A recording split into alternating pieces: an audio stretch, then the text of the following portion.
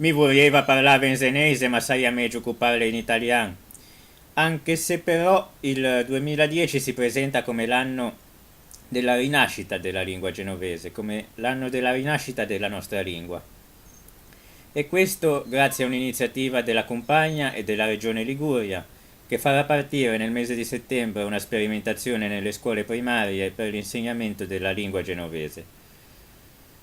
Una iniziativa molto importante nel segno della riscoperta della nostra cultura, della cultura di una città superba, piena di storia, di arte e di cultura, appunto.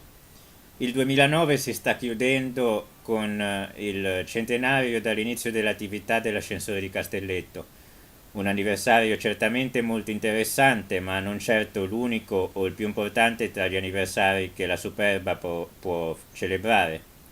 Nel 2009, per la seconda volta, la nostra associazione ha ricordato l'anniversario della prima esecuzione pubblica dell'Inno di Mameli, o meglio del Canto degli Italiani, avvenuta il 10 dicembre 1847 davanti al santuario di Oregina.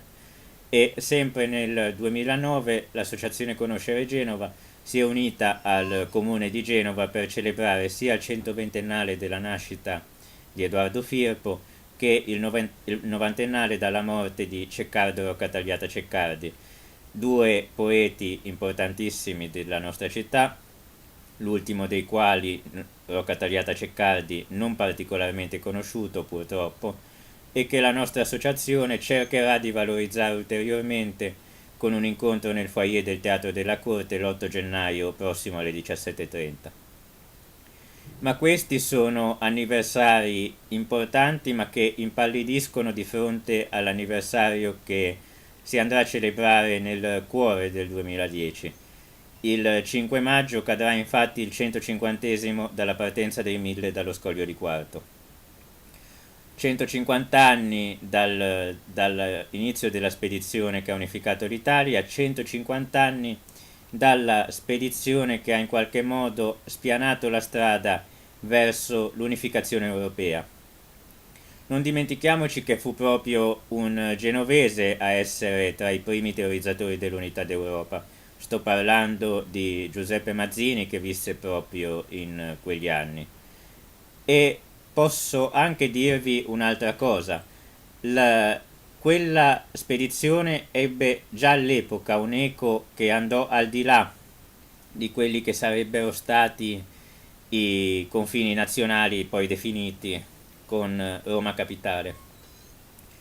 Nel 2009 Conoscere Genova ha restaurato la lapide dedicata a Maria Konopnicka, una poetessa polacca, che si trova sulla passeggiata a mare Anita Garibaldi di Nervi.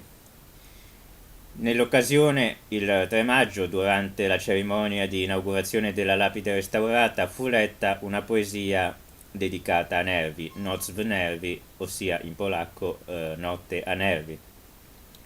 Ma questa poetessa visse lungo tempo in Italia, visse parecchio tempo anche a Genova e tra le sue composizioni ve n'è una in lingua polacca ma col titolo italiano, titolo che recita Gran Scoglio. Anche una poetessa straniera del calibro di Maria Konopnicka fu colpita dalla spedizione di Garibaldi e la volle celebrare nelle sue poesie. Questi e molti altri sono i motivi per essere orgogliosi di Genova, per essere orgogliosi di essere genovesi, per essere orgogliosi di vivere in una città come Genova. Questi e altri sono i motivi che ci rendono felici di svolgere attività per difendere, promuovere e valorizzare la cultura della nostra città. Questi e altri sono i motivi che ci spingeranno a continuare nel nostro impegno nel 2010 portando avanti il nostro progetto, portando avanti diversi progetti che potete vedere su www.conosceregenova.org e ai quali ci auguriamo vogliate in qualche modo collaborare. Un'attività la nostra sicuramente impegnativa ma che ci porta ad avere riconoscimenti.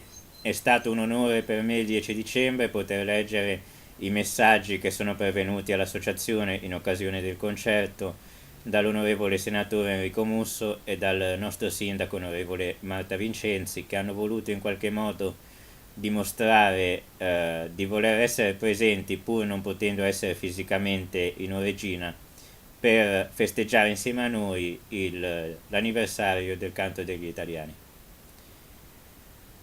Sarebbe lungo per me in questo momento fare un elenco di coloro che hanno dimostrato di apprezzare la nostra attività, lo stanno dimostrando, a loro va il mio ringraziamento, come va il mio ringraziamento a tutti i soci dell'associazione che hanno reso possibile quello che abbiamo fatto fino adesso e che continueranno a rendere possibile l'attività di Conoscere Genova.